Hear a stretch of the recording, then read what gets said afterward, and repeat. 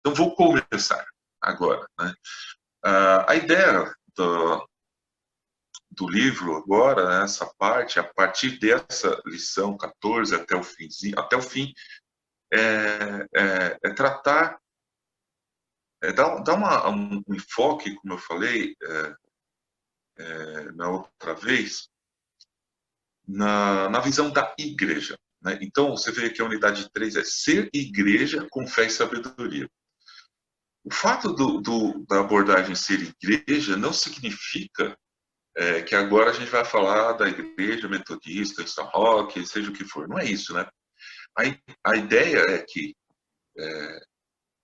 nós entendemos que nós somos a igreja, né? A igreja somos nós. E isso não é uma frase de efeito. Oi, Larissa, bom dia. Larissa, tá o Lucas também com Bom você dia, aí? João. Bom Bom dia. dia. Os dois estão aí, beleza. Bom dia. Olha só, tem 3 participantes e 6, na verdade. Olha que coisa curiosa. Tirando eu, cada um está em dupla. Beleza. Então, eu estava falando, né? Essa frase, nós somos a igreja, não é somente uma frase de efeito. É uma ideia que a gente precisa entender, porque é engraçado, né? A gente ouve pessoas dizendo: a igreja na pandemia fechou. Como assim, né? Não é que a igreja pode fechar se a igreja somos nós. Então, quer dizer que a pessoa não entendeu ainda essa frase, não assimilou isso aí, né, essa ideia de que a igreja somos nós. Então, tem gente que fala, eu saí da igreja, não preciso da igreja. Como assim? Né? Então, né, você não é parte do corpo, né? Então, a igreja é o corpo de Cristo, né? E somos nós, cada um de nós. Então, quando a gente faz uma abordagem ser igreja, né, uma igreja cheia do Espírito Santo, a gente não está falando do templo, né, da comunidade metodista de São Roque, ou wherever, qualquer comunidade e tal. Nós estamos falando de, de nós mesmos, mas como um corpo que nós somos. Embora eu não vejo muito vocês aqui, né, vocês, Giovana, Felipe, a Larissa, o Lucas, a Laís e o Rodrigo, eu não convivo com vocês, a gente não costuma conversar durante a semana nem nada. No entanto, nós estamos conectados, nós fazemos parte do corpo de Cristo. Né? Então, quando eu me reúno com vocês aqui, ou na época presencial, seja como for, eu entendo essa conexão, eu vejo isso e aí eu falo nós, né? E não a igreja, né? Outra coisa interessante, às vezes a gente conversando com o pessoal, a gente vê assim, não, porque essa igreja ela é fria. Não, a igreja não entende. Olha, a igreja quer saber, mas cara, sabe, o que você está falando? Por que você não fala nós? Né? Você quer falar a igreja é fria, você fala nós somos frios. Né? Nós não entendemos, nós não queremos assim. É Porque porque para falar mal você não tá incluído, só quando é coisa boa. exatamente, é isso mesmo. Não é isso por aí mesmo, Gi, você tem razão. É muito fácil de falar, né? Aquela igreja, não gosto da igreja. Né? Pô, você é a igreja, né? Então, na hora do bom, né? Nós somos o povo de Deus, né? Nós, aí é nós. Então, cara, oi, Manu, bom dia, tudo bem aí? Bom dia, tudo bem e vocês? Tudo bom. Então, essa é mais do que uma frase de efeito. Quando a gente fala a igreja somos nós, isso tem que ser um conceito. Né? Mas eu não quero fazer parte da igreja.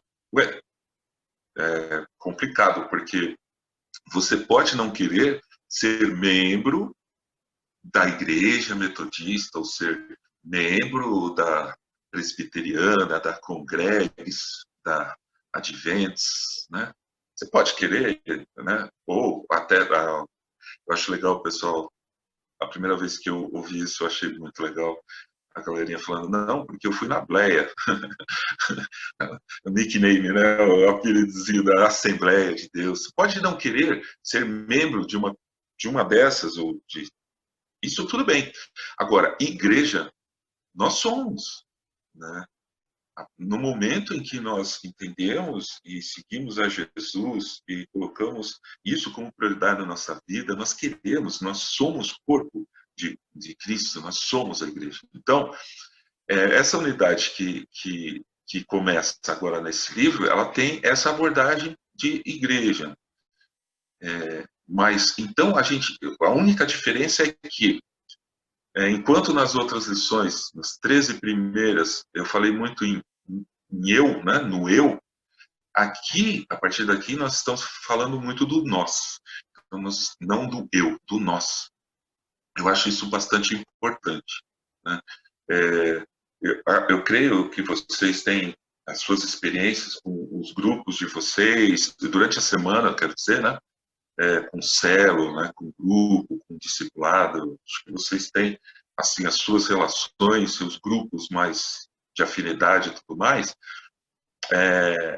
Aí a gente tem essa noção, como eu tenho também. Na sexta-feira, nós temos tido, né, reuniões muito interessantes mesmo, em termos, pelo menos para mim, tá? Eu estou falando de mim, estou falando do que eu sinto, tá? Eu não sei como é que está a galera lá, né, o grupo lá, mas eu tenho sentido essa noção, esse entendimento de grupo, né, de corpo, de conjunto. Então, ao invés de, como a Gi falou, ao invés de ficar criticando os outros, né, eu tenho entendido que eu faço parte daquilo, né? Então, se existe uma atitude, escolhas e tal, eu faço parte disso, né? Essa é a abordagem, então, a partir de agora. Isso é muito importante, não só para vocês, mas para mim também, tá? Eu estou nessa também. Eu já falei para vocês, não vou ficar falando de mim de novo, mas só para ilustrar isso, né? A minha natureza, ela não é coletiva. Não é que eu seja egoísta. Graças a Deus não tenho problemas com egoísmo. Tá? Nunca tive desde criança, né, a minha mãe que fala isso. Então eu acredito, eu nunca fui uma pessoa egoísta. Mas mas por outro lado, eu aprendi a não depender de ninguém, a não, né, eu entendi que as pessoas não se importam comigo e de boa, e sem problema eu também não me importo, né? Então essa é a minha natureza, só que Deus tem me chamado a atenção de que não é bem isso que Ele quer de mim, de nós, né? Deus nos vê como um corpo, Deus nos vê como um grupo, Deus nos quer com relações, com relacionamento, né? Então, para mim também é importante esse enfoque, tá? Eu quero começar aqui essa reflexão que diz uma igreja cheia do Espírito Santo. Essa é a lição 14. E falar do Espírito Santo, eu estava buscando algumas ilustrações para vocês e me deparei com uma, sem querer, foi sem querer isso. Eu falei, caramba, eu vou falar sobre isso. Até porque sempre quando é a praia da gente, né, a gente fica mais confortável. Então, é a minha praia, e eu vi uma ilustração, e eu achei uma conexão muito interessante. Não sei, eu nunca vi uma conexão assim. Queria falar com vocês um pouquinho, tentar explicar e dar essa introdução, falando em fractais. Eu não sei se vocês sabem o que é um fractal, mas, sabendo ou não, eu vou fazer uma explicação bem rápida, bem simples, tá? O que é um fractal? Tem alguns brasileiros fazem pesquisa muito funda ali, mas a pesquisa no Brasil é assim, né? Você fala, o brasileiro ganhou a medalha Fields, né? O Ávila. A medalha Fields é o prêmio Nobel de matemática. Não existe prêmio Nobel em matemática, tá? Não existe porque o Alfred Nobel, ele achava que ele estava sendo traído pelo professor de matemática, né? Ele achava que ele que a esposa dele estava traindo ele com o cara de matemática, então ele fez Nobel, ele financiou o Nobel em Física, Nobel da Paz, mas matemática não. Então, por causa disso, não existe Nobel em matemática. Então, o maior prêmio da Vocês matemática de matemática que lutem. o cara, né? Enfim. Mas o maior prêmio é a medalha Fields. Essa medalha, um brasileiro ganhou recentemente, que é o Ávila, e é um pesquisador, tá? Cara jovem, porque a Fields é só dada até no máximo 30 anos de idade, né? Então, são jovens pesquisadores, esse cara é brilhante, e tem vários matemáticos. Mas quando a gente fala pesquisador matemático, pode apostar, ele não mora no Brasil, não vive no Brasil, provavelmente não estudou, não fez a graduação, nem o mestrado no Brasil, ele é tudo lá fora, infelizmente. É isso que é.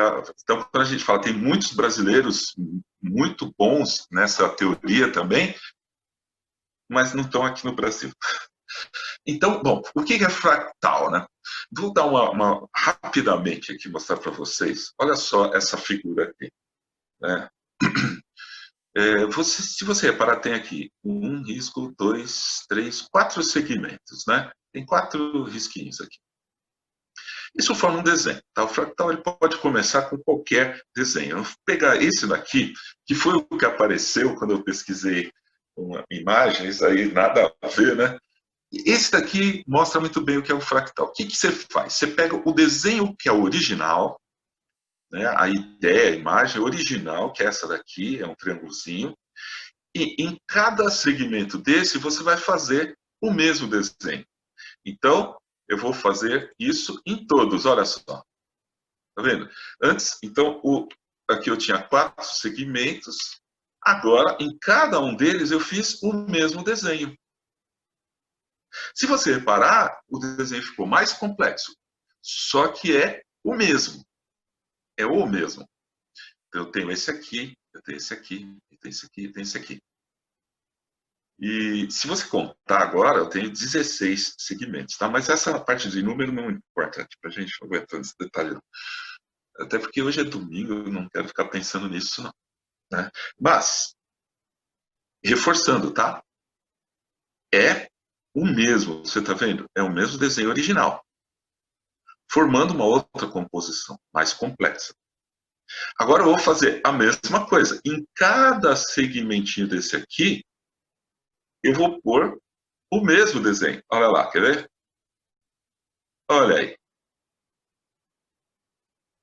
Tá vendo? É o mesmo desenho, tá vendo ele pequenininho aqui? É a mesma coisa, só que em cada um deles. E isso eu vou fazendo infinitamente, né?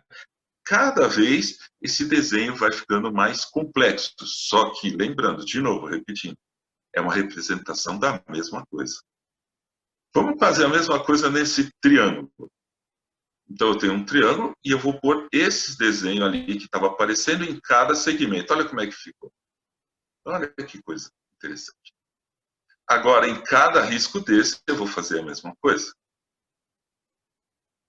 E em cada risquinho desse, eu vou fazer a mesma coisa. E em cada risquinho do risquinho do risquinho, eu vou fazer a mesma coisa. E assim, eu vou fazendo um desenho, uma imagem que parece muito complexa, tá vendo? Mas que, na verdade, ela é composta de uma coisa só. De um, de uma, de um desenho, de um conceito que é único, inicial. Isso são fractais. Claro, eles não precisam ficar na forma de triângulo, tá? Você pode fazer o desenho que for, e assim tem todo um estudo aí. Matemático, uma teoria bastante interessante, bem gráfica, né? Da matemática, mas esse desenho, um desses desenhos apareceu na minha busca e eu falei, caramba, primeiro, né, é lógico que a gente põe uma introdução interessante para a gente ver se isso desperta a nossa curiosidade, né? Segundo, que é a minha praia. E terceiro, que isso tem a ver com o que a gente vai falar. Por quê? Quando a gente fala de Espírito Santo, a gente não dá para deixar de lado a ideia da trindade. De o que é, qual é como é que a gente pode entender Espírito Santo é algo fora, né? É algo a mais, entende? Eu estava conversando com a Kátia esses dias e a gente conversando ali, ela falou engraçado, né? Em inglês. E aí a Manu pode até me ajudar se isso é verdade ou não. Eles usam o termo Holy Ghost, né? É verdade, né, Manu? Não sei se isso é frequente. Eu já ouvi Holy Spirit, né? Mas Ah, eu não sei. Desse daí eu não sei. uhum. Porque eventualmente a gente vê os caras falando Holy Ghost, João. né? Tem o E, Holy Ghost e o Holy Spirit. e esse Mas tema é pelo engraçado. que eu entendo, é tipo, Uhum. tipo, se a pessoa entende, ela fala uma coisa, se a pessoa não sabe o que ela fala outra, pelo que eu sei. É igual aqui também, tá? Mas essa ideia, né, do Holy Ghost, né, uma coisa assim diferente e tal, que a tradução de ghost pra gente é fantasma, não tem nada a ver, né? Mas é uma presença a mais. A compreensão disso não é fácil, tá? E aí a gente fala, não, mas o Espírito é Deus. E Jesus também é Deus. Então, mas quando Jesus fala, eu vou para o Pai, quem é o Pai? É Deus. Esse conceito, gente, não é tão simples, tá? Se a gente for pensar. E realmente não é. Agora, essa ideia da mesma coisa, de uma coisa só, tendo diversas formas e manifestações. Então, nós temos mas se manifesta de várias maneiras, de três diferentes, né, no caso de Deus, mas que isso se multiplica de diversas maneiras. Eu quero mostrar aqui para vocês também, olha só, tem uns quadros, umas pinturas em algumas igrejas europeias antigas, muito antigas, né? Não muito antigas, mas da época medieval, até um pouco antes, né? Que os artistas, eles retratavam, quando queriam escrever Deus, desenhar, com um triângulo na cabeça. Vocês estão vendo aí, né? Não sei se vocês já repararam isso aqui. Em algumas igrejas antigas tem essa representação. E tem um triângulo no, no tipo a auréola, né? Dessas coisas aqui, né? Quando é Deus. Olha, quer ver outra imagem? Olha só. Outro desenho também em outra igreja aqui. Você está vendo Deus Pai aqui, tem um triângulo. E aqui também, né, você vê que o Espírito Santo retratado na forma de um pássaro, uma pomba, né? E Jesus aqui, né, seria Jesus, o Filho. Então você tem a Trindade aqui e o Deus Pai com um triângulo na cabeça. Se a igreja, olha só, outro. Isso aqui é uma foto mesmo, tá vendo? Tem uma igreja aqui em Deus com um triângulo aqui na cabeça. Aí você fala, não, mas essas igrejas antigas, isso aí não me interessa muito. Então tá bom, isso aqui talvez te interesse. Grana, money. Uma nota de $1. Esse é Já bom. tem. Né, mano?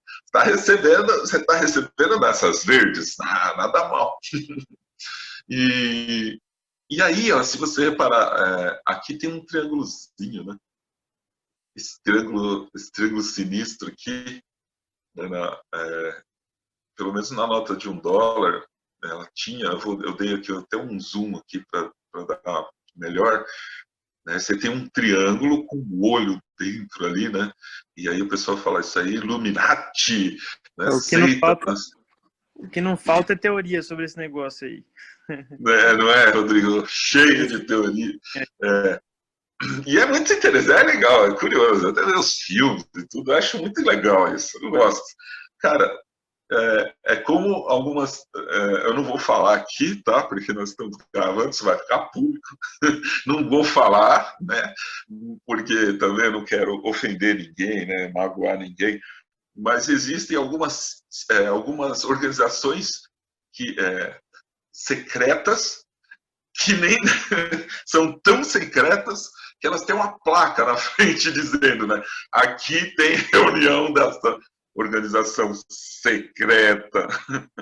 Mas, enfim, eu não vou falar nada aqui, então, não, coisa secreta, menos secreta que tem é isso, né? Mas teorias, como o Rodrigo falou, existem milhões e é muito interessante e engraçado. Mas o símbolo, né, este símbolo do triângulo aqui que eu quero colocar, ele representa para nós algo muito mais do que uma seita, né, sei lá o que for. Ele representa, é uma representação apenas gráfica de que Pai, Filho e Espírito são manifestações de Deus, de um só Deus. Por que isso é importante? A gente ressaltar e entender na nossa cabeça. Porque a partir daí pode haver equívocos, né? A gente pode, de repente, isso é muito fácil acontecer, está na cabeça da gente, e comigo também. A gente começa a pensar, bom, Jesus é uma coisa, Deus é outra, né? Pai, né? E o Espírito é uma outra coisa, é algo assim. Inclusive, nós cristãos, em geral, nós somos bastante criticados por outras. Como é que eu vou falar? Outras, vou chamar de religiões, vai. Outras doutrinas, vai. Acusam-nos de sermos politeístas, na verdade, né? De nós termos 3 deuses. E eu já vi um calendário católico que tem 4, né? Tem 4 desenhos, né? Tem a Maria ainda no meio dos 3, né? Tem um pombo, né? Uma pomba, tem um velhinho, tem um barbudo, é o Jesus, e tem a Maria ali no meio, e aí começa a você ver 4 coisas, né? 4, vamos dizer assim, que acusam, né? 4 deuses. E isso é politeísmo, né? No entanto, a doutrina cristã real, verdadeira ali, ela não é assim, né? Nós temos e entendemos isso, de que Pai, Filho e Espírito são manifestações de Deus. Então, quando a gente fala que Jesus veio para a Terra, ele né, na época que ele veio aqui, viveu como um homem, ele é 100% homem, mas 100% Deus. Pô, isso aí matematicamente está errado, né? Como é que pode, né? Mas não, aqui a matemática não está envolvida, né? Aqui nós temos uma característica de Jesus. Ele tem totalmente, ele teve totalmente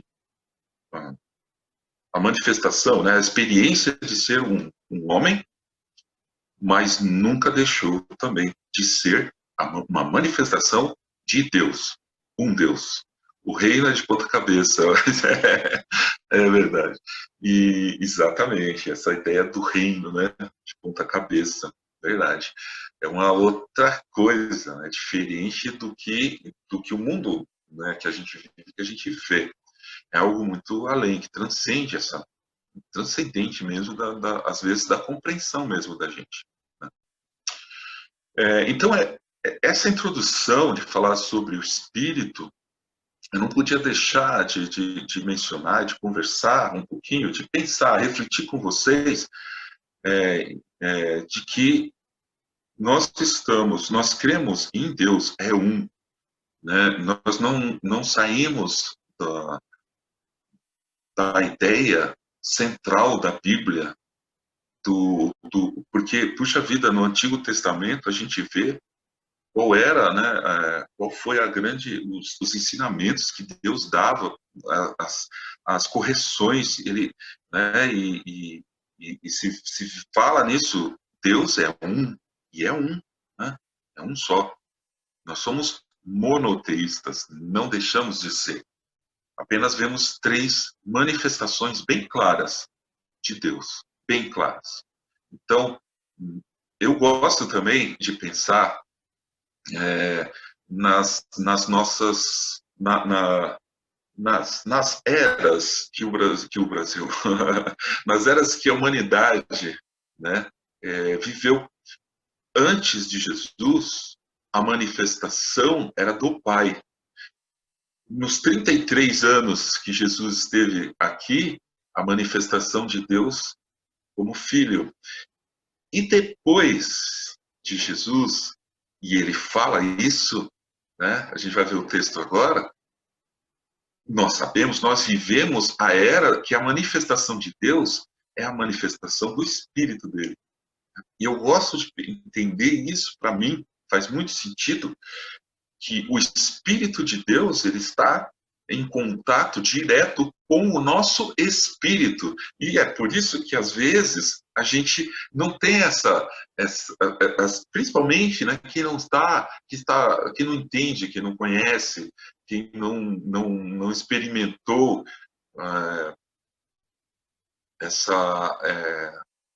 a palavra, não conhece a palavra. Essas pessoas falam, como é que o cara fala com Deus? Ele fala com Deus. Isso é esquizofrênico, né?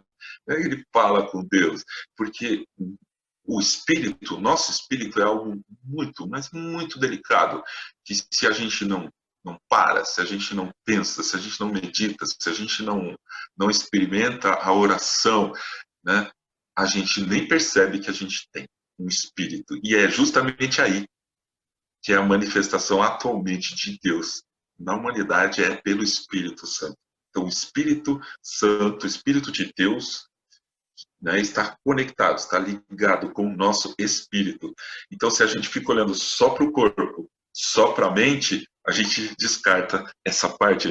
Então, a gente realmente não consegue falar com Deus, a gente não consegue ouvir.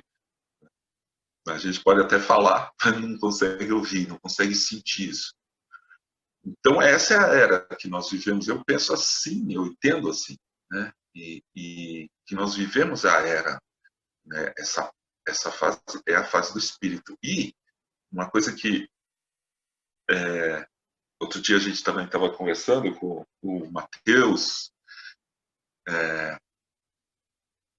que diz a palavra que em algum momento, lá na frente, o Espírito será retirado. Nossa, como é que pode isso, né?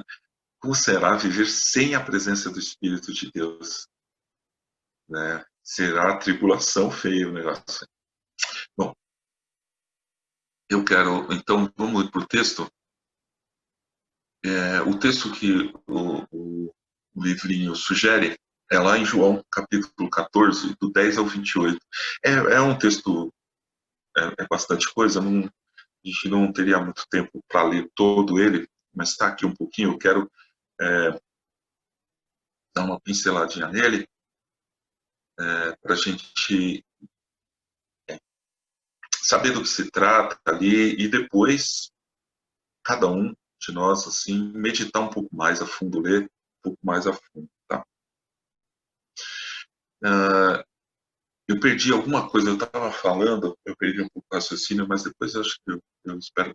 sim, não, eu queria falar assim, me interrompam, tá? Pode falar, participe, abre o microfone e fala, não tem problema nenhum, até eu fico muito feliz quando vocês fazem isso, eu dou uma paradinha de falar, e eu sei que vocês estão aí, não caiu, meu computador não travou. Então, quando vocês puderem e quiserem participar, fiquem muito à vontade, eu fico feliz, tá? Pode ver, quando alguém fala, eu começo a sorrir, assim, sorriso, porque é feliz, tá? Então, vamos dar uma olhadinha aqui no texto. Qual é a ideia aqui? Então, nós estamos no livro de João, Evangelho de João. João está falando, eu comentei isso nas células de ontem, né? Um evangelho que é diferente dos outros 3, né? Se você pega Lucas, Mateus e Marcos, os três, eles são semelhantes. Cada um tem uma abordagem diferente, alguma coisa assim, mas eles são semelhantes. Eles são chamados evangelhos sinóticos, né? Os três. E João é completamente diferente. Então, por quê? Porque João, ele escreve o que ele viveu mais mesmo, né? Ele não pega os textos de outros e tal, ele pega o dele. O que ele viu, a abordagem dele é o que ele acha e ele escreve ali. Então, é diferente mesmo. Não que seja melhor ou pior que os outros, tá? Não é isso. É que ela é diferente. Então, aqui estamos no Evangelho de João, e João está relatando um momento em que Jesus faz um discurso emocionado, muito bonito, inclusive, dizendo o que vai acontecer com ele, né, em breve. Então, isso já está quase algo que uma despedida já. Então, Jesus fala assim, ó, você não crê que eu estou no Pai e que o Pai está em mim? Olha só, essa primeira frase já nos mostra a ideia de Deus, né? A composição de Deus. Jesus fala, você não crê que eu estou no Pai e que o Pai está em mim? As palavras que eu digo a vocês, não as digo por mim mesmo, mas o Pai que permanece em mim faz as suas obras. Né? Mas o Pai que permanece em mim faz as suas obras. Creiam que eu estou no Pai e que o Pai está em mim. Creiam ao menos por causa das mesmas obras. Porque Jesus entende que isso é difícil para a gente entender. Ele fala, crê pelo menos no que vocês estão vendo eu fazer. Porque as coisas que estão acontecendo. Entendam que o Pai está em mim e eu estou no Pai. Então ele começa dizendo isso. Então aí ele fala, em verdade lhes digo, aquele que crê em mim fará também as obras que eu faço e outras maiores fará, porque eu vou para junto do Pai. E se você reparar bem, muita gente fica só nessa frase. Quem crê em mim fará também as obras que eu faço e outras maiores. Opa, esse é o foco da pessoa, né? É o foco. O resto esquece. Mas esse, como é que é? Eu vou fazer isso, fazer mais? Uau! Então, eu vou fazer o cego andar e o coxo ver e, né? Todos os... Pois é, cara. É legal. Mas existe algo muito mais profundo que Jesus está falando que a gente não pode descartar. Jesus está tentando explicar que ele está no Pai e o Pai está nele. Por quê? Ele está preparando o terreno para o que ele vai dizer a seguir.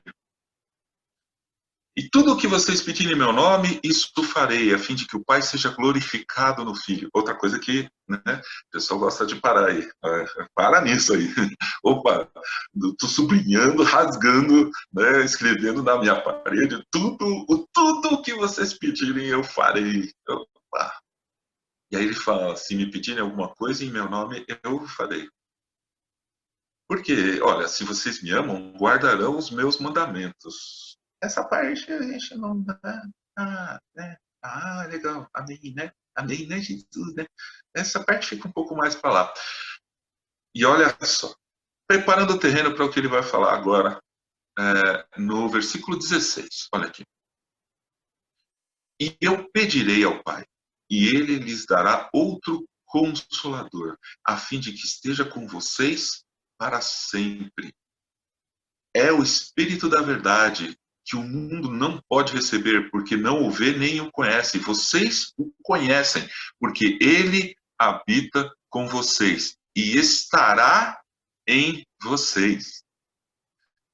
Não deixarei que fiquem órfãos, voltarei para junto de vocês. Espera aí. Tá dando um nó nos carinha lá, né? Mas, eu estou acabando lendo o texto todo, né? Não tem como, não vou ler, né? Aí vem no 19. Mais um pouco, e o mundo não me verá mais. Vocês, no entanto, me verão, porque eu vivo, vocês também viverão. Naquele dia vocês saberão que eu estou em meu Pai. E agora, olha só o que ele fala. Que vocês estão em mim e que eu estou em vocês. Aqueles que têm os meus mandamentos e os guarda, esse é o que me ama. E aquele que me ama será amado por meu Pai. E eu também o amarei e me manifestarei a ele. Olha só. Isso, sabe? Então, o que Jesus está aí nos explicando, não é só para os carinhas lá, para os discípulos, para os apóstolos, ele está deixando isso aí para a gente também. A gente não pode ficar parado ali nas obras, né? A gente não pode ficar parado nas obras, nos pedidos, isso não pode ser, não pode parar nisso, não. Né? Isso é apenas um negócio, pode chamar atenção, é tipo o fractal que eu coloquei aqui no começo é só o fractalzinho para chamar a atenção ali, né? Cara, o que vem em seguida é muito maior do que obra, do que pedir, né? Muito maior. Jesus está nos dizendo que quando vier, e ele veio, né? Depois disso, vocês sabem, lá em Atos capítulo 2, o Espírito de Deus foi derramado. E quando nós entendemos isso, e nós recebemos isso, e nós começamos a ouvir e dar importância ao Espírito, ao nosso Espírito, que agora ele está cheio, derramado pelo Espírito de Deus, aí a gente entende que nós estamos nele e ele está em nós. Nós estamos ali, sabe? Estamos ali misturados, juntos e misturados. E com isso. Então, isso é muito maior. Muito maior. Então, no 22, Judas, e olha como João, o evangelho de João é muito legal, né? João, ele escreve sempre quando ele fala de Judas, repara aí depois quando você for ler, sempre que, aí João está escrevendo um negócio, aí fala assim, então Judas fez isso, esse Judas que depois traiu Jesus, ele sempre dá uma cutucada. E olha só, aqui no 22 ele escreve assim, então Judas, não os Iscariotes, ele deixou bem claro, não foi o sem vergonha lazarento, é outro. É muito interessante a escrita de João. João, ele era um cara rancoroso com Judas, eu vou te falar, é o evangelho que mais, enfim. Então Judas, não os Iscariotes, disse a Jesus, olha só, por que razão o Senhor se manifestará a nós e não ao mundo? E aí Jesus respondeu, se alguém me ama, guardará a minha palavra, e o meu Pai o amará, e viremos para ele e faremos nele morada. E aí ele fala assim, e aí respondendo ao Judas, que é o Judas Tadeu, ele fala assim, quem não me ama, não guarda as minhas palavras. E a palavra que vocês estão ouvindo não é minha, mas do Pai que me enviou. Então, ele fala assim, entende a resposta para Judas? O Judas fala, mas por que ele se manifesta para nós e não para o mundo? Cara, a questão não é isso. É que quem não me ama não guarda as minhas palavras. Né? Então, a palavra de Jesus, ela está aberta, a palavra de Deus está aberta para todos. Se o mundo, a pessoa não ama, não vai guardar essas palavras. Isso não vai ficar na cabeça. Ele não vai refletir nisso. E não é a questão, não é culpa dele. Não é culpa de Jesus, de Deus, é culpa de cada um. Porque cada um tem esse direito mesmo. Né? Deus nos criou assim. Nós temos isso, nós podemos. Então, ele não quer me amar? Ok. E não vai guardar as palavras? Ok. Então, eu não me manifestarei nele. Não é porque eu quero, mas é porque ele quer. Então, essa é a ideia. Judas, o Tadeu, né? Ele foi bastante... foi super bonzinho, né? Na pergunta, eu acho, né? Pelo menos que é o que dá a entender aqui, né? Puxa vida, mas... né? Por que só nós, né? E Judas está bem claro aqui também. Eu gostei dessa pergunta porque ele fala, nós não somos tão especiais assim, né? E não eram mesmo. Muito pelo contrário, eram como nós. São pessoas como nós. Mas então por que né, a gente... Né, e aí Jesus explica isso, né? Quem não me ama não guarda as minhas palavras. E pronto, é isso. Fazer o quê, né? E aí só para terminar, para concluir ali o texto, ó, ele fala assim: tenho dito isso enquanto ainda estou com vocês. Mas, e agora tem um ponto importantíssimo também. Mas o Consolador, o Espírito Santo, que o Pai enviará em meu nome, este ensinará a vocês todas as coisas e fará com que se lembrem de tudo o que eu lhe disse. Deixo com vocês a paz, a minha paz lhe dou. Não lhes dou a paz como o mundo a dá. Que o coração de vocês não fique angustiado nem com medo. Vocês ouviram que eu disse: vou e volto para junto de vocês. Se vocês me amassem, ficariam alegres com a minha ida para o Pai, porque o Pai é maior do que eu. Esse versículo 27 é lindo, né? Eu acho lindo. Inclusive, eu acho que está no... Acho que o episódio de hoje do podcast... Eu acho porque eu programo ele, e eu acho que é de hoje, sim, né? Que eu falo sobre paz. Ele deve estar publicado hoje, eu acho. Não vi ainda, mas deve estar. Eu falo de paz, e eu leio esse versículo, eu menciono esse versículo lá. Eu deixo com vocês a paz, a minha paz lhes dou. Não lhes dou a paz como o mundo a dá. A paz de Cristo, ela é diferente da paz que o mundo dá. Que o coração de vocês não fique angustiado nem com medo. Olha que coisa linda, né? Então, quando ele fala aqui no 26, que o Pai enviará em meu nome, ele está falando aí no momento em que ele ainda não foi crucificado, Jesus não foi, e não ressuscitou. Né? E aí, então, a gente vai, me enviará. E você vê, a gente lembra em Atos 2, que o Pai enviou o Consolador, que é o Espírito Santo. Então, nós aqui que vivemos e lemos e vemos pregações e ouvimos músicas e coisas e tal, a Bíblia, né, principalmente na palavra, a gente tem esse raciocínio de pai, filho e principalmente aqui nesse caso, nesse estudo do Espírito Santo. Nós temos esse conceito e eu creio, todos vocês, assim como eu, nós temos esse contato diário, essa experiência diária com o Espírito de Deus. Então, nós entendemos isso. Para nós, ok. Mas vai explicar isso em 5 minutos, que é o que as pessoas querem que a gente faça, né? Ah, mas como é que esse negócio aí de Deus? Aí explica em 5 minutos. Né? Duro, né? Então, por isso que fala, o mundo não entende. Não é porque o mundo é burro ou porque eles são ignorantes, é porque é necessária essa caminhada, esse entendimento, né, essa reflexão. Bom, o livro ele propõe 3 perguntas, para a gente já ir mais ou menos encerrando. 3 perguntinhas. Primeira pergunta, por que... são perguntas, tá, gente?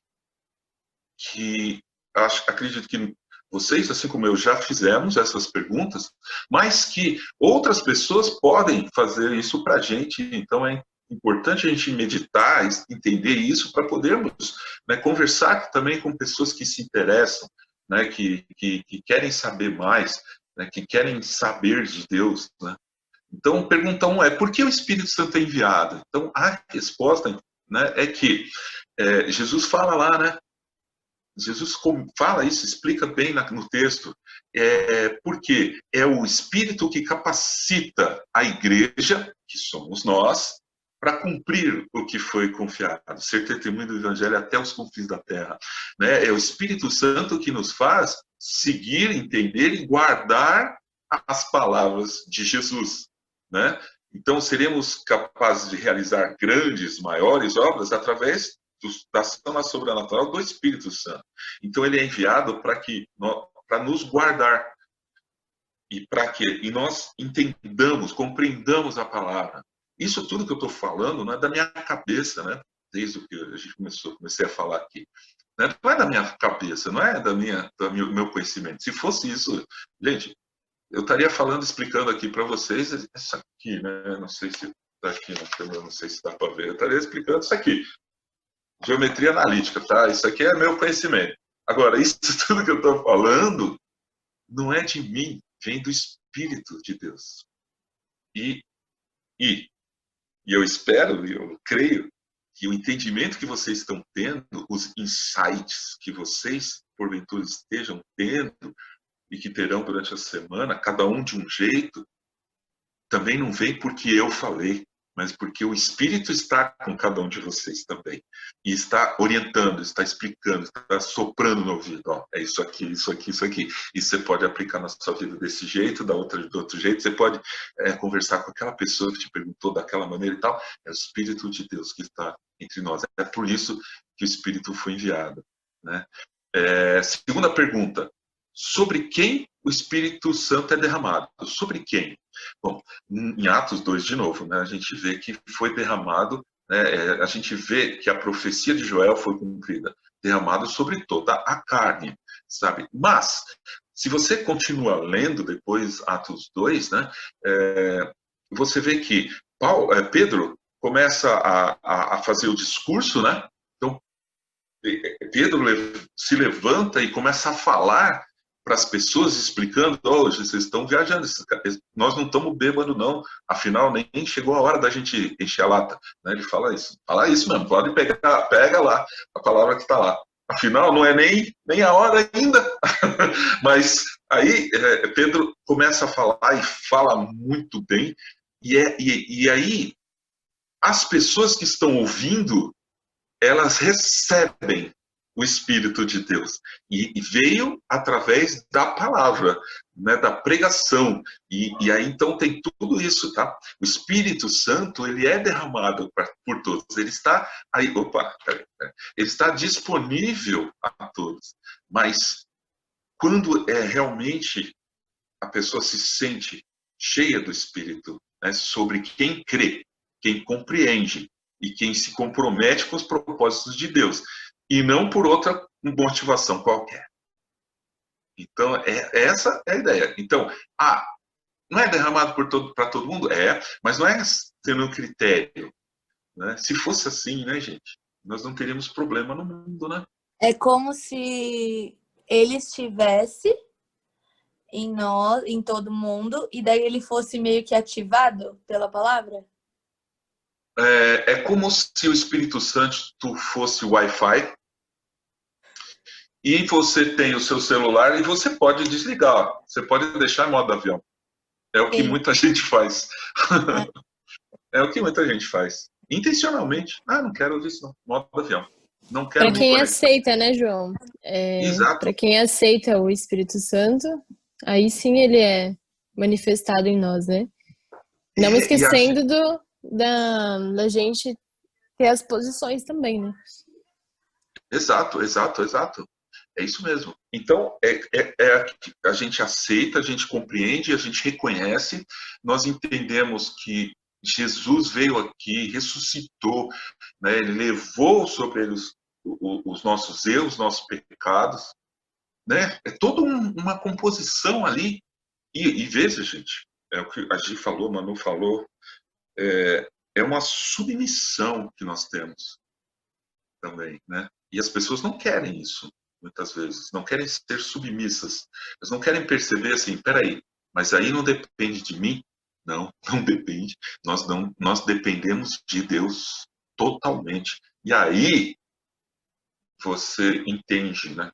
Você sente isso, você sente essa conexão feita. Então tem gente que tem a conexão meio ruinzinha, tem gente que está lá com 4G ou 5G, 6.7G, ótimo, né? Mas está ali, tá? Essa é a ideia. Então sobre quem? É sobre todo mundo?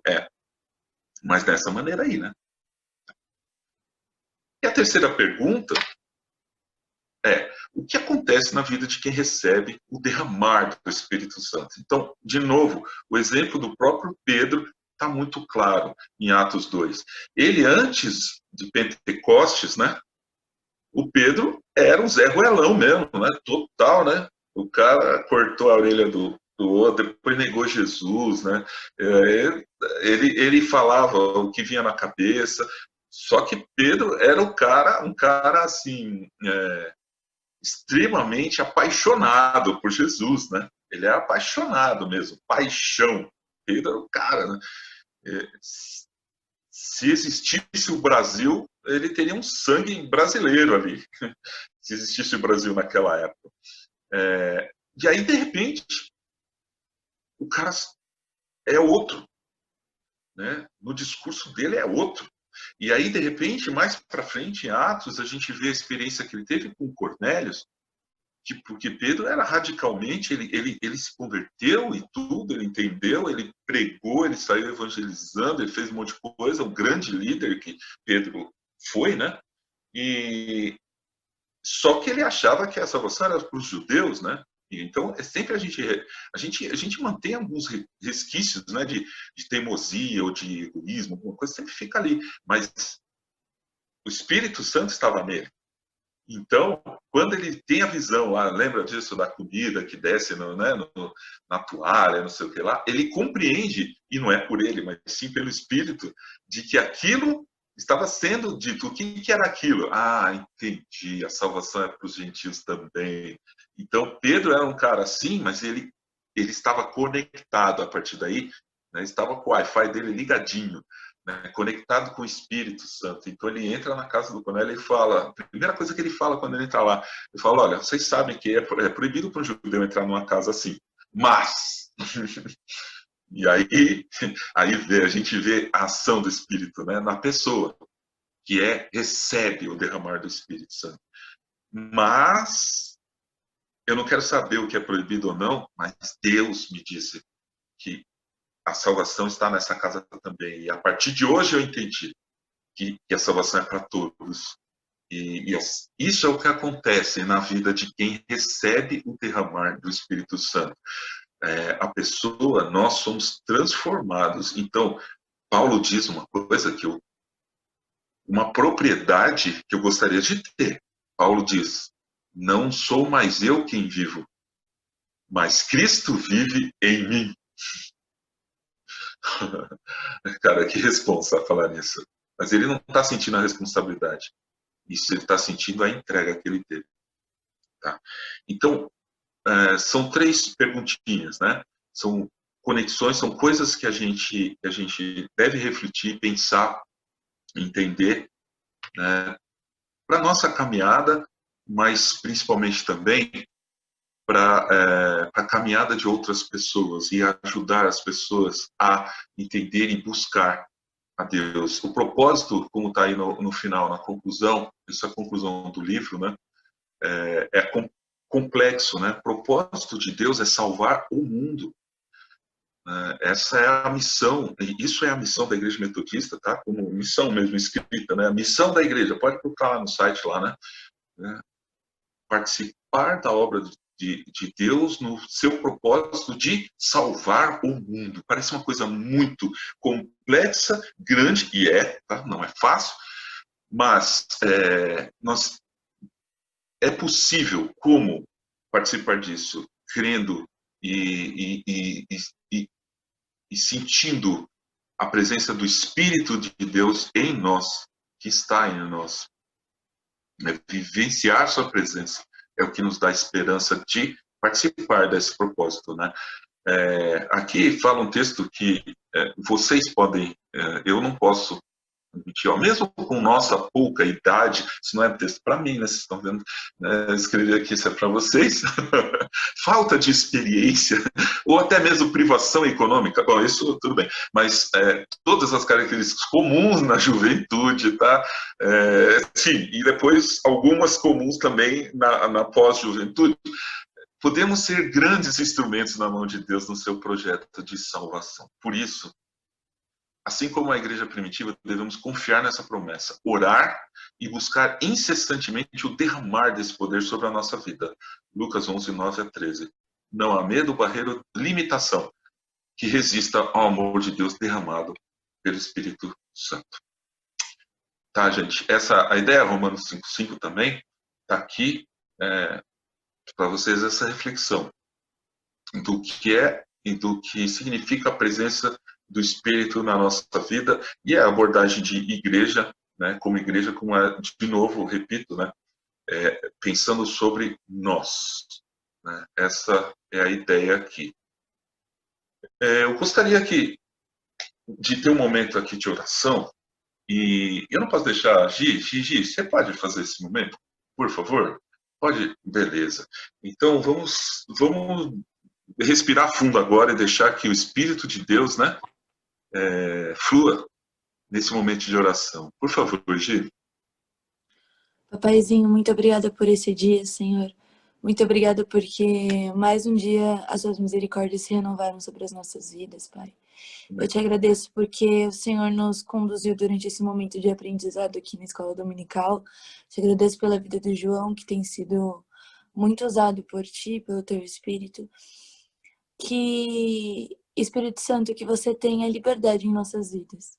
Nós queremos ser totalmente guiados por ti e não viver só alguns momentos de êxtase, Senhor, mas nós queremos viver 100% uma vida em ti, Senhor, totalmente guiados por ti em cada fala, em cada ação, Senhor. Que nós possamos fazer exatamente aquilo que o Senhor espera de nós. Guarda-nos no restante desse dia, nos prepara para o culto de noite, que a nossa mente e nosso coração estejam prontos para receber ainda mais aquilo que o Senhor tem para nos falar durante esse dia. Amém. Que durante a semana nós estejamos abertos para os seus ensinos e que nós façamos tudo exatamente da forma que o Senhor deseja, Pai. Em nome de Jesus, nos guia. Amém. Amém. Amém. Obrigado, Gi. Obrigado, gente. Ficamos aí. Nós estamos nessa última unidade aqui do livro, tá? A gente foi a 14 e vai para 15. A próxima aula fala sobre uma igreja que obedece a Deus. Então, vamos falar sobre a obediência a Deus, né? Lá o texto é Atos 5, mas isso a gente vê, então, na próxima aula. Bom, um beijo para vocês, um abraço, fiquem com Deus, boa semana.